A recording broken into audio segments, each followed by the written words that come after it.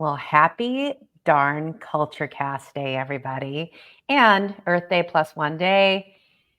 Let's welcome my new friend, Dan Duster, who I'm super excited to have on CultureCast. Welcome, Dan. How are you? I am wonderful, and enjoying the music. I was bouncing around. I see what you mean. That You music know, is that's nice. right?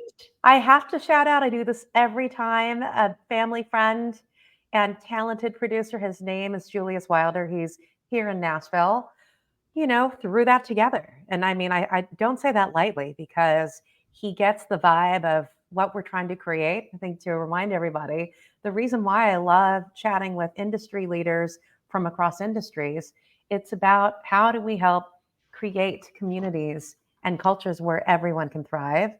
And every time I have the chance to interview someone or just visit and chat, it's just really good energy. And so I think what Julius captured is the energy level of what's happening in these conversations. So thank you, Julius. And thank you, Dan. So Dan, where are you today? Where are you sitting from? And who is that lovely portrait behind you? Absolutely. Yeah. So I'm in Chicago, actually in the city on the South Side, Right visiting on. the home office, and the portrait is of my great grandmother, Ida B. Wells Barnett.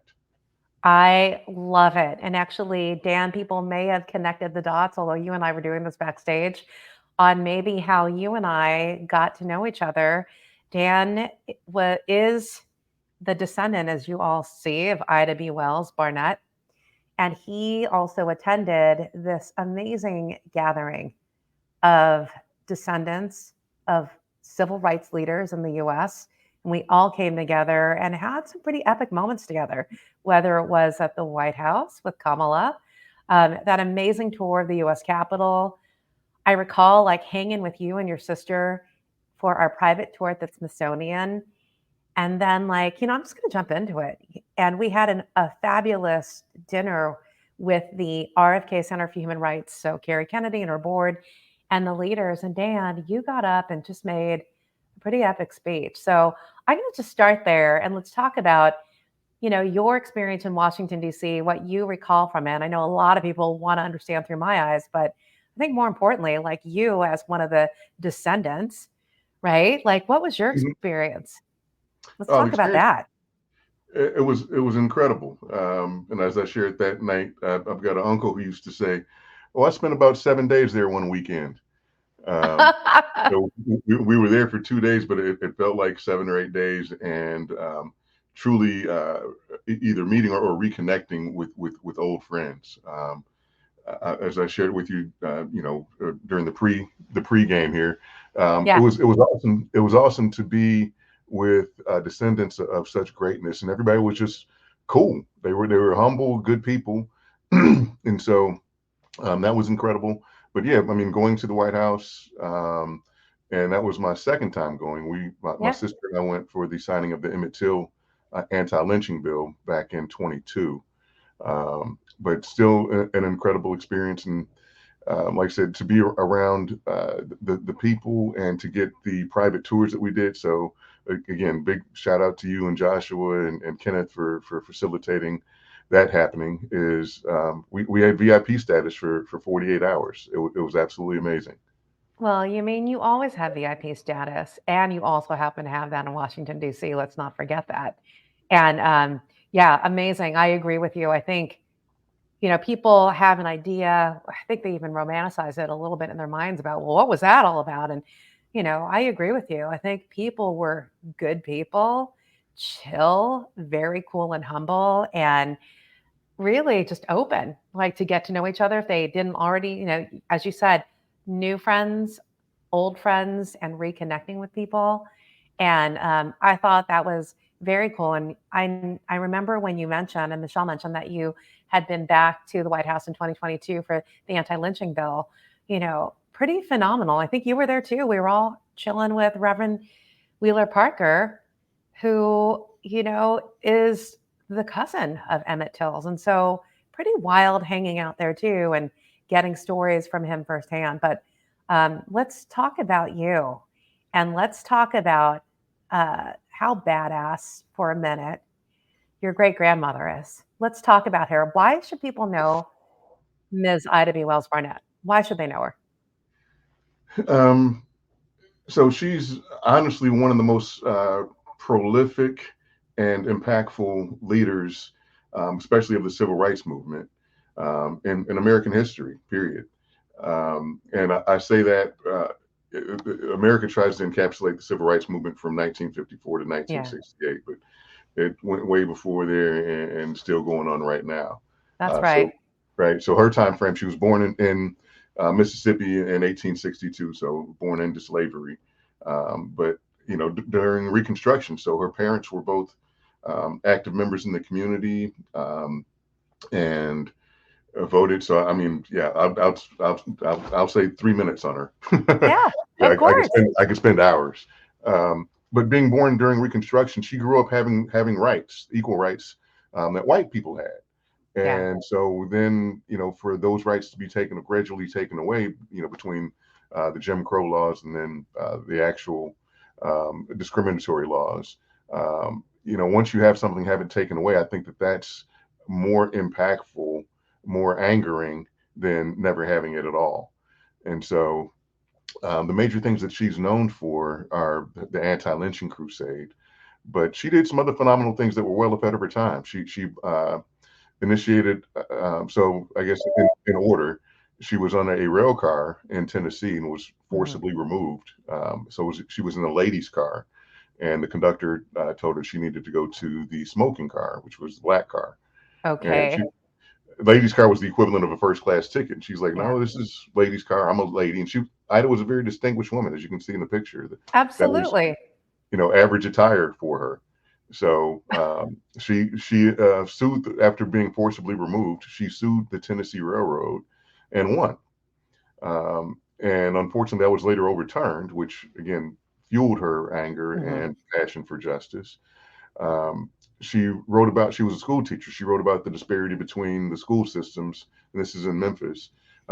Unfortunately, you could take that article and it applies to more of a percentage of schools than we care to right now. But talks about white schools versus black schools, and the white schools had adequate funding, proper class sizes, and adequate resources, and blacks were overcrowded, underfunded, and under Mhm. resourced. So she didn't get fired, but she did not have her contract renewed that following semester. So that forced her into, which she was already in the transition to being a journalist, but that forced her into doing that for revenue. Then she had three friends who were lynched in Memphis in 1892. Thomas Moss, Calvin McDowell, Will Stewart. She Mhm. was so close to Thomas, she was actually godmother to his child and was away when it happened. But in coming back to Memphis and then reading the newspapers, they were essentially labeled thugs that were troublemakers, and they were actually just defending that they were co-owners in a store, a co-op called the People's Grocery, and they defended themselves. It was a short story, but they were lynched really, and this is Mm. really for being economically successful, and that's what Ida's realization was like. Wow, if they're saying this about these three men, and I know they're upstanding men in the community, and this is clearly about economic suppression, is that if you can't control somebody legally, you can kind of control them economically and mentally. Yeah. And lynching was the way to do that through terror, which lynching was clearly, in my opinion, America's first form of domestic terrorism. And so that initiated her crusade against lynching. She did a bus boycott, not a bus. They had a rail car system in Memphis. She boycotted that for 5 to 7 months, which was very effective. She traveled to Europe to bring light to what America was doing to the Negro, and it tried to initiate boycotts against the U.S. Against Great Britain to boycott the U.S. For importing cotton. Met with President McKinley in 1898 with some other people, not just her, Yeah. to make lynching a federal crime, which it never was until 2022, so almost Right. 125 years later. So she was just so far ahead of her time as far as standing up for rights and the manner in which she did it. Again, to initiate boycotts, to demand that she be in the ladies' car, which is a first class seat. Um, one of the founders of the NAACP somewhat distanced herself from there because they weren't, in her opinion, adamant or aggressive enough about the anti-lynching crusade. spoke out against the government at the risk of her going to jail, and didn't. Her life was threatened, having published documents about the lynchings that took place. So, and during her time frame, lynchings went from 200 plus per year to, um, dramatically reduced, so almost non-existent. The challenge with lynching and Wow. documenting it is how do you classify lynching? Is that lynching Yeah. is technically mob action, including killing somebody without the legal system. So there have been plenty of blacks who were killed. When you look at Tulsa, that was a massacre, but that was not considered lynching. So, um, Interesting. mhm. Wow. I mean, you're right. We can go on about Ida. She is OG and legend, and I love the couple of quotes that are out there of everyone when they quote her, and you're describing her life and these quotes, which I love. The two quotes is somebody must show that the African American race is more sinned against than sinning, and it seems to have fallen upon me to do so. And the other one, which I love, and this is kind of encapsulates everything that you just said, I felt that one had better die fighting against injustice than to die like a dog or a rat in a trap. And I love that it was about making every effort and not standing down. I think about the story you told about her being in the ladies' car, right? And then being asked to move. She's like, nope, I've got a ladies' ticket, right? And then going back and fighting against that. But it's not just about her, it's about creating equity. And that's what I love what she stands for. And the fact that, having been born into slavery, but then becoming a teacher and a journalist and becoming an OG civil rights leader and creating this American history, right not too far away from where we are right now. I'm sitting in Nashville. Now Memphis is just a couple of hours drive. It's wild how much of American history has just happened right down there, and not just music. It goes all the way back to Mhm. what's happened in our history. So I feel super fortunate to have met you and to call you a new friend, and just to see this goodness really come through for you. I mean, I know we just talked a few minutes about your great grandmother, but let's talk about you. Like, I'd love to get into, all right, you're in Chicago. Would love to know who young Dan was. And when did you figure out that your great grandmother was an OG civil rights leader? Like, how did that all happen for you and in growing up? Sure. So yeah, young Dan. I'm actually back in the house that I grew up in. I'm blessed. I grew up in a unique neighborhood where we all knew each other, had the phone numbers for each and everybody on the block. Um, got in trouble for riding our bikes the wrong way down Stony Island, which is a major thoroughfare. Speed limit is supposed to be 30, but people will go 50, 60. Uh-oh. Our parents found out about it before we got back home because Mrs. Russell saw us and went and called each and every parent and said, I saw them on Stony Island. Um, so I'd say my family neighborhood shaped me definitely more as a young person than Ida B. Wells. Like I said, so the neighborhood, we wanted to do bad stuff, but we couldn't because we had neighborhood accountability, right? Um, and being a duster, which is so the lineage for Ida is that. So she married Ferdinand Barnett, who was a phenomenal civil rights attorney, Hmm. African American civil rights attorney in Chicago. He had two children already. He was a widower. His wife, who was an African American woman, one of the first females who went to Michigan, African American females who went to Michigan, and he wanted a strong black woman. So when Ida visited Chicago to boycott the World's Fair, 1893, he met her. He's like, "Yes, you're going to be Mrs. Barnett." So Oh, he had to court her for a while, and it was Wells Barnett. So yeah. he didn't drop her name. And he was the owner of the Conservator newspaper, Chicago's first black newspaper. And she allegedly negotiated ownership of the newspaper for her hand in marriage. So she was actually an entrepreneur and a businesswoman as well, which I a lot of people love don't that. realize. But yeah, so they had four children together. The youngest one being Alfreda, and Ida had Alfreda when she was almost 42 years old, which was very rare back Oh, then. wow. So I'm just happy about Ida in so many different ways. Like I said, that's thanks again, Ida, for having a child later in life.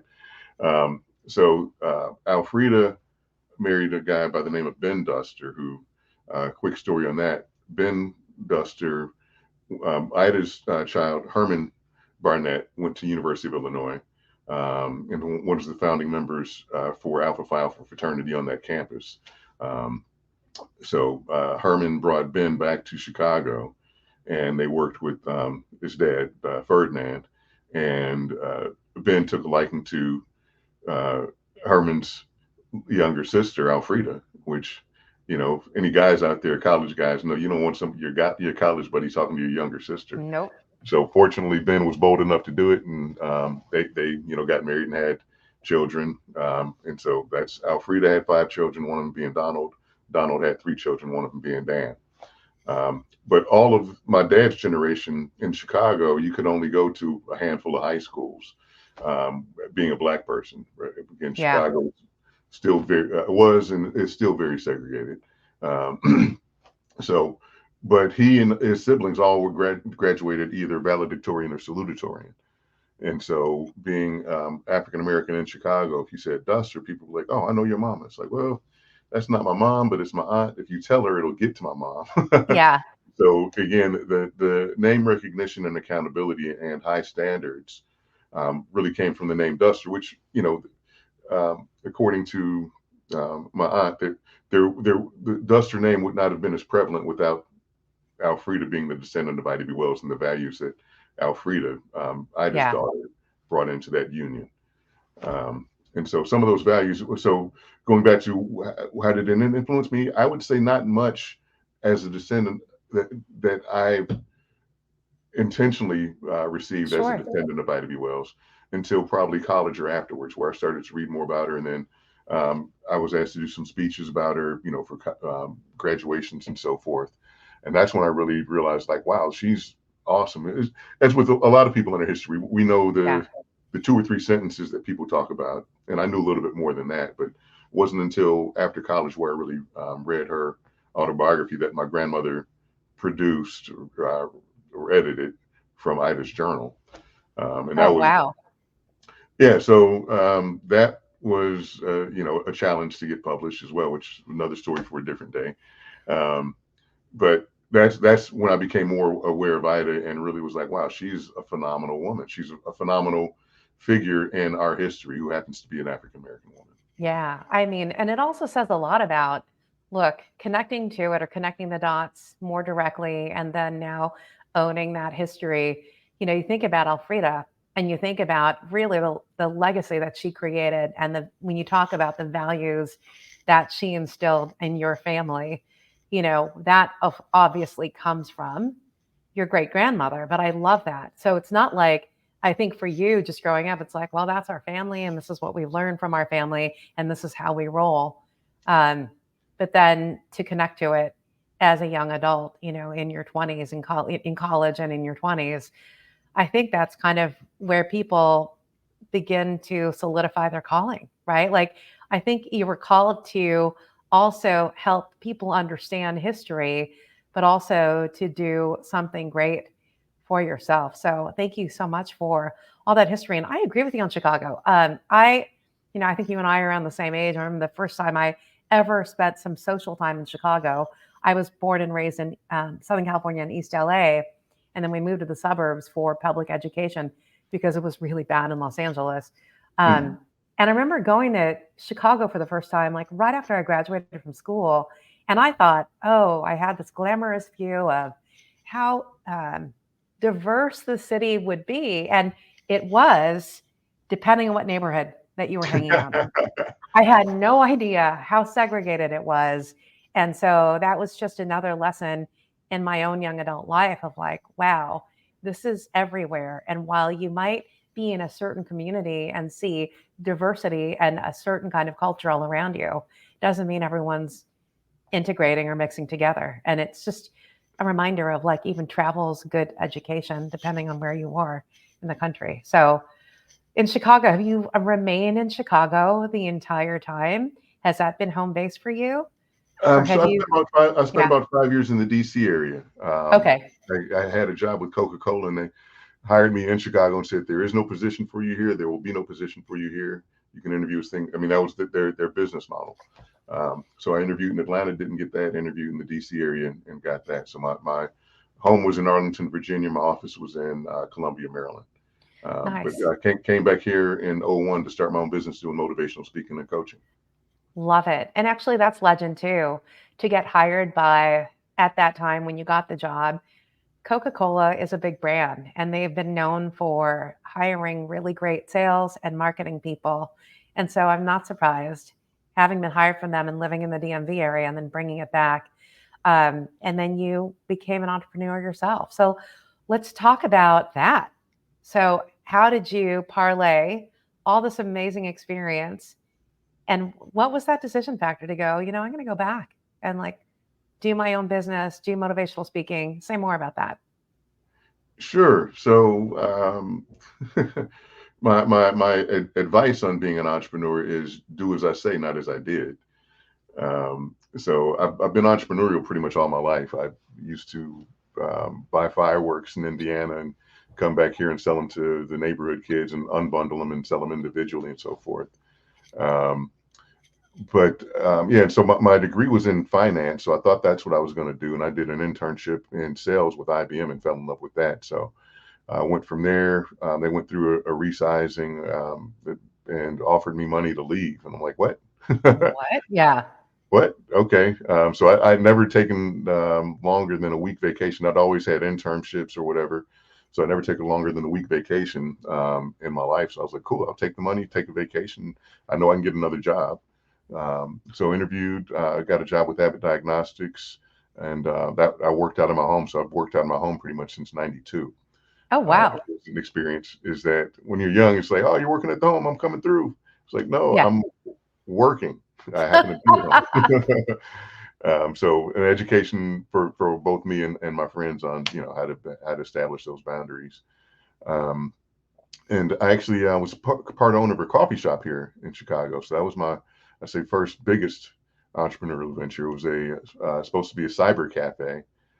We did the business plan, and this is back in '95, '96 when AOL was charging uh, Right. 25 bucks a month for internet for 8 hours, and it was like $8 an hour or something.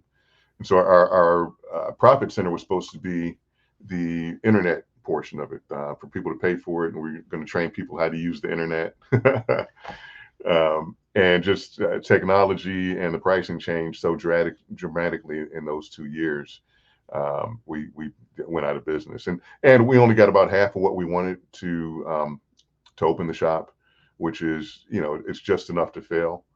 Yeah. So lessons learned there is stick with the business. If you do business plans, if you don't get what you want, pretty much stick with it. We went and retooled it with our hearts instead of our heads. Yeah. Um, and so, but I've always wanted to do entrepreneurial things. And as far as being a motivational speaker, I listen to, of course, Les Brown, Anthony Robbins, Brian Tracy, a lot of other folks. Um, and there was a guy by the name of Keith Harrell who used to come to the IBM classes in '89 and '90. And he was a sales rep, but came and did a pep talk, if you will. And Hmm. he's talking about being super fantastic and attitude is everything, and just made an impact on me. And so I read an article about him in probably '98 in the Wall Street Journal, and he was officially a motivational speaker and had increased his fees from 6,000 to 8,000 and was booked like 18 to 24 months out. And going back to um, you, so flipping it from a negative to a positive, say you can't be what you can't see, which we Yeah. especially talk about with African Americans, is that if you see it and you see somebody that can do it, you believe you can do it. So I'd say that was the first time where I'd always thought about doing motivational speaking, but with him doing that, and again, he'd take my phone calls. So he was not my homie, but Okay. he knew me, right? So I don't want to misrepresent. Um, but that gave me the confidence to start doing something. And then I was a sales coach for Verizon in their call center, and I really just did a phenomenal job there. And it was less about me teaching about sales, more me teaching about motivation and hey, what's in it for them, and just giving confidence to try something new. And that gave me the confidence to start my own business. So I'd walked away from a six-figure job before then, and then moved back to Chicago after that. And I moved back to Chicago just before 9/11, Oh, geez. um, which so I had some contracts that I was working on, and they were just like, "Sorry, dude, we're not doing anything." Right. So, and then, so beginning, that was in the end of 2001, beginning of 2002, I tore my Achilles tendon. And I was back at home with my parents. I thought I'd be back here for a few months and ended up being longer than that, which is a blessing. I got to spend more. I get along with my parents. A lot of people didn't. So my dad was definitely one of my best friends, as was my mom. But those are different relationships. Yeah. Um, so yeah, was like, man, if I'm going to struggle, let me struggle doing what I want. So I got some certifications in NLP, which neuro linguistic programming, Hmm. um, strategic planning, facilitation, restorative justice, um, anti-sexual harassment, diversity training. And so did a number of things over the years. It was like people would say, "Can you do this?" And be like, "Yeah, I can do that." Yeah. Well, Let me go get certified. Right. Let me get it get together. Right. certification Amazing. and do it. So, yeah, so I've done a number of things over the years. I I've love done it. financial literacy training and what I call wealthy mindset coaching since 2004. I was with an organization that did a lot of work in the community, um, and Action for Children, really targeting early childhood education, which another conversation on the importance of that. Um, but yeah, so right now that's I Amazing. still do a number of things, but yeah, the as far as keynotes and workshops, I've done ethics training, I've done communication skills training, leadership development, and strategic planning, and I've done that for organizations, and then I've done it for individuals as well because it's the same Sure. process. Hey, what do you want to do in the next whatever 3 to 5, 7 years? What does it look like? And so, I love long that. answer to your question, but yeah, I've done a lot of things, and some out of passion, some out of necessity, and some out of necessity that turned into a passion. I love that. I love that you actually honed in on what your calling is and what called you to do that. But I also want to jump into, I always ask my guests their definition of culture. And I'm finding your definition of culture and just in how you were talking about the initial training that you were doing, as well as being a motivational speaker. So tell me when I say the word culture, like how would you define it in the context of culture? So I think culture is a difficult word to actually define. An example would be, and I just happened to see it recently. I'm sure once I agreed to do this, then you become more Yeah. aware. But there's um, a and if somebody just happened to send it to me, I didn't solicit it. But Denzel Washington talking about directing, being an African American director, and he used because the person was like, well, can't a white person have directed this? He's like, Hmm. it's really about culture. He's like, you got Martin Scorsese, who's got his culture that he brings to it. You've got to I guess Goodfellas or The Godfather. I can't The remember which one. The Godfather. Godfather. Yeah. Right. He's got you've got Steven Spielberg, who directed Schindler's List, and so they bring a cultural element to it that I couldn't. So Yeah. I think so in trying to explain culture, it's um, who you are as a person and who you are as a people. What does that represent? And so you can talk about race, culture, and identity. Is that what is your cultural identity? And that's tied to who you are. That combines, I think, race, identity, and values. So I love that definition. And actually, that's so eloquently put.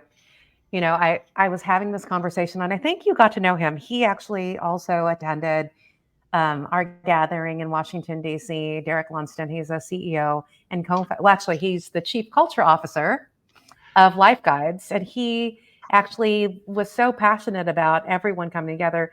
He also attended Washington, D.C. with us. And I had him as a guest here on CultureCast. And I think the unlocked conversation, which you're reminding me of now, is really culture is about who you are. It starts with an individual.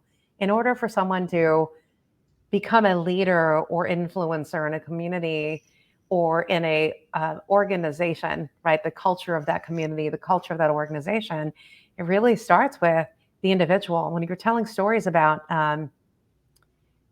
you know, Ms. Wells Barnett, right? You're talking about your great grandmother and how people were just hating on her. And what I mean by that is like, she's sitting in the ladies' car, for example, well dressed woman put together. It wasn't about her, it was about them, right? It's like the culture you carry, the culture that you create is who you are. And it's for good and not for good, right? And it's all in how you treat yourself and how you respect yourself, and therefore how you respect others. And I think the other piece that I was kind of listening, which kind of reminds me of management philosophy, culture philosophy as well, is you were talking about being an early trainer in Verizon, right? And teaching in these call centers and how it's about inspiring confidence, right? You talked about motivation really is tied to confidence. And, I'm going to say this and would love for you to kind of react to my pickup on culture and motivation. I think the role that leaders play, I think the first responsibility they have, both as a leader responsible for people, as well as a leader responsible for creating culture, is that it is about inspiring confidence in other individuals, one by one, that you believe in who they are, right? And when you do, that just engenders confidence, increases confidence in them so that when they show up, and these days, whether it's virtually or in person, that they bring it all, right? And by bringing it all, you can also have these amazing ideas that we may have missed out on, good or bad, because they're feeling the confidence to bring it all. So, what are your reactions to that? I'm getting all of that from what you just said. Sure. No, Yeah. I totally agree. And again, if you invited Derek, shout out and thank you to you. That was a reconnection. I met Derek probably 7 or 8 years No ago. way. No, you Yeah. didn't. When because he had another company at that point when I can't recall Yeah. the name of it. But he was like, Derek, it took us like probably 30 minutes between saying hello and then like reconnecting. Like, hey, were you at this conference? We met. So yeah, just a really good guy. But yeah, going back to culture and leadership and inspiration is, yeah, all that's necessary. That's one of the things that I did at Verizon, and I created the foundation of my company, which I said there are three aspects to training, which is the task, which most people focus on, whether it's, hey, how do you type faster? How do you sell more? How do Yeah. you do this? But the individual is, hey, what's in it for them? And how do you help that individual? And then lastly is and equally or more important is the environment. Is, are you creating an environment that facilitates and cultivates the safe environment for change, which Yeah. speaks to your thing about how do you if you admonish somebody, discipline somebody for making an attempt to change, that's not going to give them any confidence. So Yep. you give them that environment to try something new and be confident and gain confidence, right? Because you're not going to be confident the first time you do something. So Sure. the environment to gain confidence is what's important. So yeah, I totally agree with you on that. Is that's part of the culture of an organization or a community is that safety that's there and Yeah. support and creating that environment that can create and sustain confidence. Oh my gosh, that's such good advice. I always ask people what great advice can you give others who are listening to this, watching this. And I love how you kind of pointed out, first of all, what's in it for them. It's about the individual, understanding, like tying it back to them. And then, of course, the confidence piece, but then the environment, the psychological safety, the environment that you create for people so that learning can occur, and you could Mhm. learn, and learning might entail failure, right? It might entail you're trying something new and you're right, you're building the confidence. So I love that advice.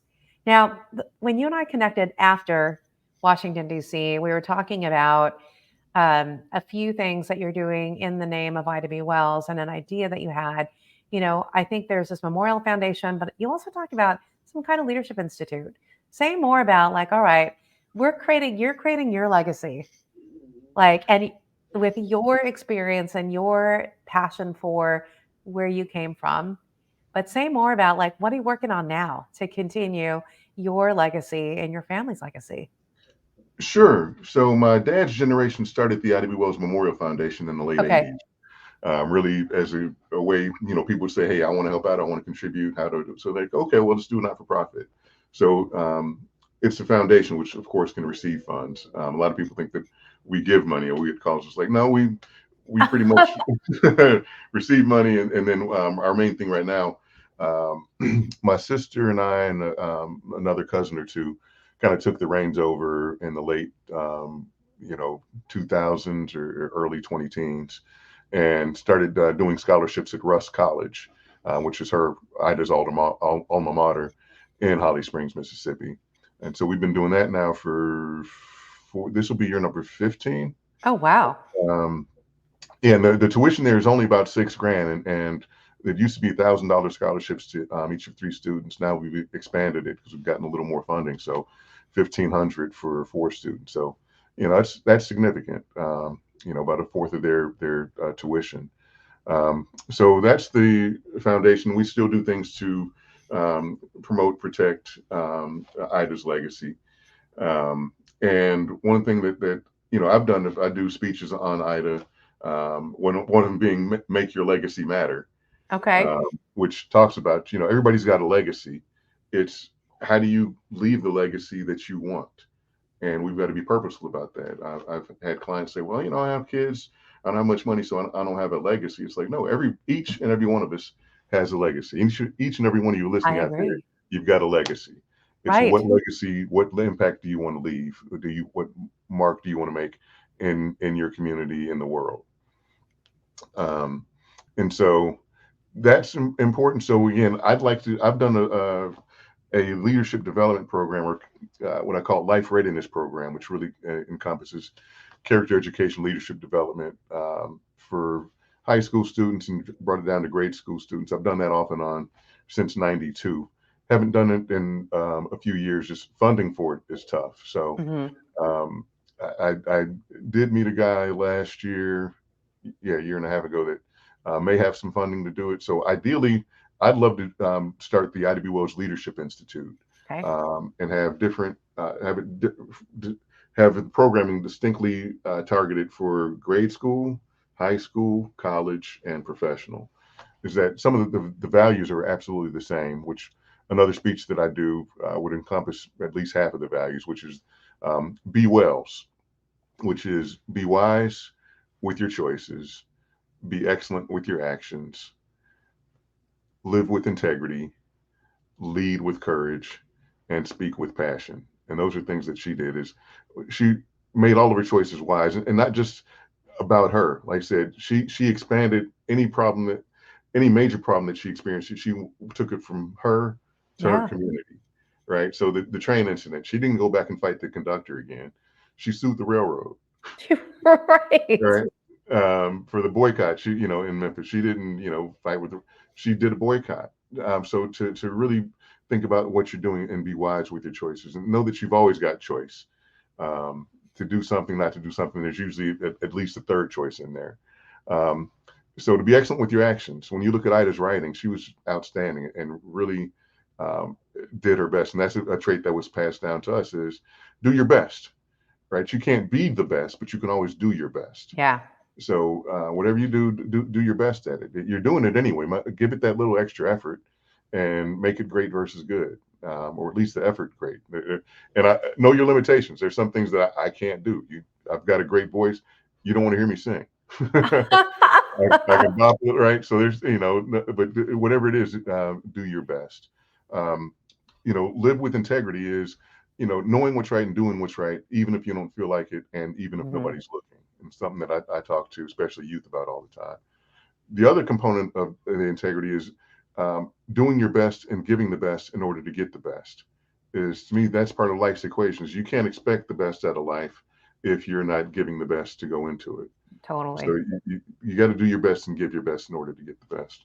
Um, and then to go along with it is, live with courage. To have true integrity, which means doing the right thing or doing what you feel is right, means you're going to have to tell some people no. You're going to have to irritate some people. You're going to have Yeah. to piss some people off, right?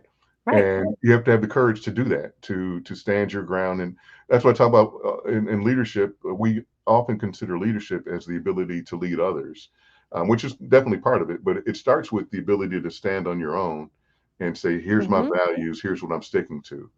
And that takes a tremendous amount of courage to do that, which I had experienced, any civil rights leader has experienced, in that you don't start off with a crowd cheering and saying, yes, this is it. You start off with people saying, hey, fool, I don't agree with that. Yeah, And you've right, got to overcome that. And then the last part of that, like I said, is speak with passion. In order to speak with passion, you have to have passion. So find what you're passionate about, right. whatever that is. I see programs all the time about somebody started this foundation, this center based on whatever. Unfortunately, a lot of it can start from grief. Mothers losing sons to drunk driving. MAD is one of the biggest organizations, the most influential organizations. That started from mothers who lost their Yeah. lives to grieving. So find your passion. Again, mine is absolutely helping others and achieving their potential. But whatever that passion is, and you'll find your following. Just a quick snippet on that. There was a guy talking about streaming services, and an interperson who was interviewing was like, well, you know, with the networks, again, back when we were growing up, you had Yeah. four choices, right? Maybe Yep. five, including WGN. And so you had to appeal to a certain amount of viewers in order to have a show that is sustainable. Whereas right now, you've got so many streaming services, you can have Yeah. one segment that you appeal to, and you'll be successful, and you'll make a huge impact within that segment. So find your passion, and you'll find a following that's going to make that you'll make an impact. Oh my goodness. All of this is actually, again, it starts with the work and the legacy you want to create in life, or even the influence that you want to make in the life around you in a culture. It really does start with you. And I love this, be Wells. Be wise, be excellent at what you do, live with integrity, and in order to do your best, in order to get the best, live with courage and speak with passion. Oh my gosh, Mhm. that is so easy to live by and to actually, and that applies in terms of culture. And then I love this idea of a leadership institute too. And I know you and I talked about this after we connected from Washington, D.C. And I love that it's starting in grade school because I think it's that very formative time that as adults we get our baggage from, right? You think about like that stuff that we live with that holds us down might be because it's what we experienced or something. And I know this is not a psychology session, but I think about like in my own career development, that it was recognizing those things growing up that I'm like, oh, that's getting in my way, right? And to have that acronym, I think, to stand by and teach that young, I think goes a really long way. So I love that. Um, so tell Thank us you. about what help you need, to get this Leadership Institute continue to be rolling. Oh wow, great question. I'd say the main thing would be um, the main thing would be funding. Okay. If I could get the funding, I've got enough connections to at least do something for the grade school and high school.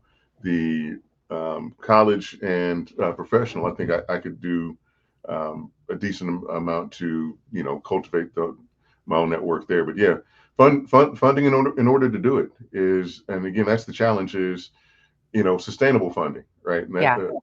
the challenge with funding, and again, fortunately, IDB Wells Memorial Foundation, we don't need much funding, but I've got friends who've got not for profits, and every year it's like, okay, are we going to keep our doors open? We got a grant for 3 years, so we know we're good Yeah. for 3 years. But to have sustainable funding to say I'm good for 10 years, the impact that I can make would be huge. Yeah. Humbly, I know it would be huge. I think that, and also the right partnerships, right? That from a corporate standpoint, if you think about, you've got the grade school and high school covered, but then to take that into the professional setting, I think there's also ways that you can scale what it is that you're doing, not only through the funding, but maybe even forging some partnerships. Because there's, I think, some very successful small but mighty organizations out there really getting it done in terms of like creating um, learning and leadership development around building inclusive cultures. I'll just say that broadly, or equitable cultures. And I think there's a way that you can associate with that, as you are gaining funding and just getting traction on expanding. I received that, and I owe you a check for. Thanks for sharing your thoughts, and I will Well, do that. yeah, I love that. And also going back to, you're talking about your Be Wells kind of framework. And, you're talking about legacy and how everyone has a legacy. And it's not about how much money you're going to leave for your family. It really is about getting really clear about what you're passionate about, and then living that. And once you do physically leave this earth, it is about how are people going to remember you, right? Hmm. And I love this philosophy that you shared. It's like, in order to get the best, you need to give the best. And it's consistent with a philosophy that I love too, which is like you get what you give in life, right? And if it's all goodness and positive vibes and wanting to help people, that while it may not come back around right away, it will come back to you, right? And I think about the connections that you're talking about. Those connections at some point will be super valuable depending on, what's happening in life. So yeah. And what is the best way for everyone to get a hold of you once we post this in the show notes? What's the best way if they want to get involved, they want to connect with you directly? Um, we'll also post this in the notes, but what's the best way, Dan? Sure. So, easiest thing would be go to danduster.com, and I Nice. will need to, yeah, so danduster.com. Um, or just, yeah, I'll put my Gmail out there, which is dandusterspeaks@gmail.com. If you want to do something immediate. But yeah, so I need to go to danduster.com, make sure I've got the information form. I'm easy to get a hold of if you reach out to me. If you Google, I'm on LinkedIn or whatever. But Oh, great. Yeah. Dan Duster speaks at gmail.com or danduster.com. Right on. Yeah, danduster.com, dandusterspeaks at gmail.com. They can also link up with you on LinkedIn. Pretty Hmm. amazing. I always like to ask like a fun culture question before we wrap. And hopefully you got a heads up on this, but if not, it's super easy. So I love pop culture, right? Like, what are all the things that people are into, which creates pop culture? So, what are you loving these days in terms of eating, reading, watching, listening to? What are you into these days? So funny you should ask it, because I did read the question that said you're going to do that, and I said I'd wait and see what comes to mind, because I don't have. So I'm not a foodie per se. I enjoy food, of course, um, but I'd say for me it's really getting back into healthy soul food. Okay. Um, right? I love soul food, and unfortunately, some of the best soul food restaurants in Chicago have closed. The original owner died, and there was no succession plan. Um, but I'm really getting back to enjoying that. And one thing that I'm literally going to start doing, I just had a meeting with an old friend yesterday, is to have periodic meetings with friends. And being purposeful about it. So Yeah. I've done what I call meaningful meetings, one on one with friends. And unfortunately, I did that as a result of people passing away and me going to their Yeah. services and being like, "Wow, I didn't know they did that. I didn't know they did Yeah. that." Like, you know what? If there's an easy way for me to find out, call them up and say, "Let's do lunch." And so I've done that one on one, but I'm going to start doing with small to medium groups. In that I'm blessed to be connected to some wonderful people, and to me, I know it's part of my responsibility to make those connections with others. Right? Is that when you connect good people with good people, great things happen. So Totally agree. that's part of the culture, is to share the culture of just good people.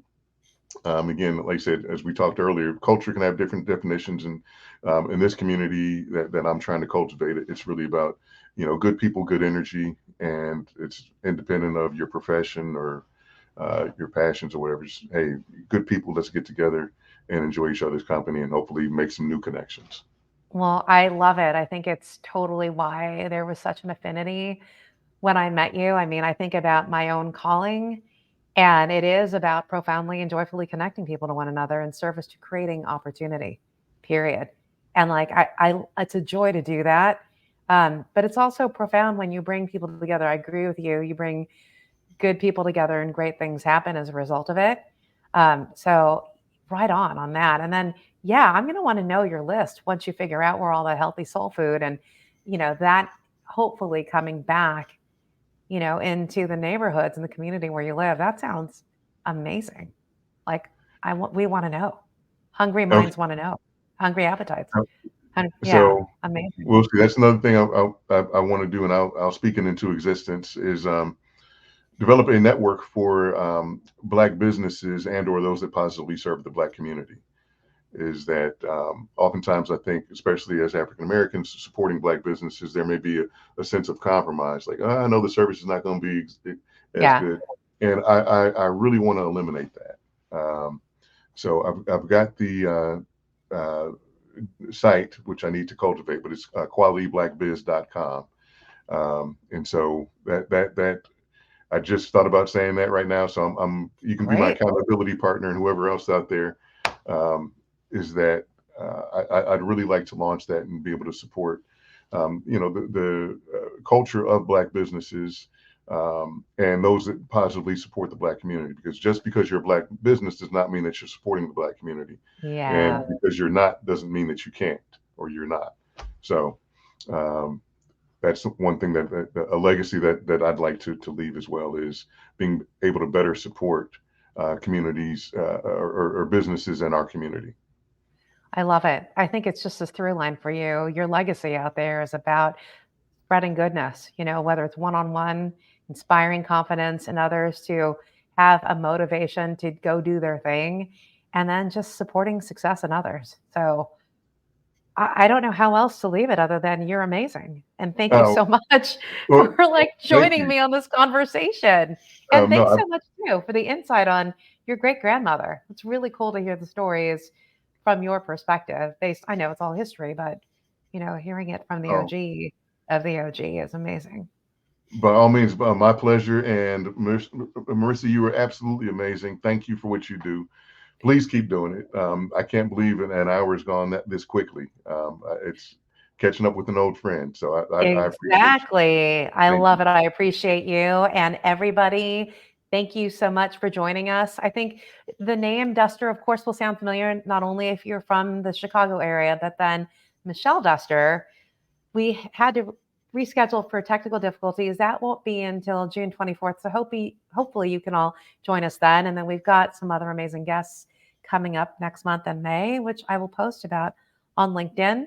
Until then, everyone, please reach out to Dan. We'll put this in the show notes again, danduster.com, dandusterspeaks@gmail.com. We'll also highlight your new business. And until then, until we meet again, Dan, thank you so much for joining us. All right. Thank you, Marissa. Thanks, everybody. All right. Have a wonderful week. All right. Be well. Take care, all. You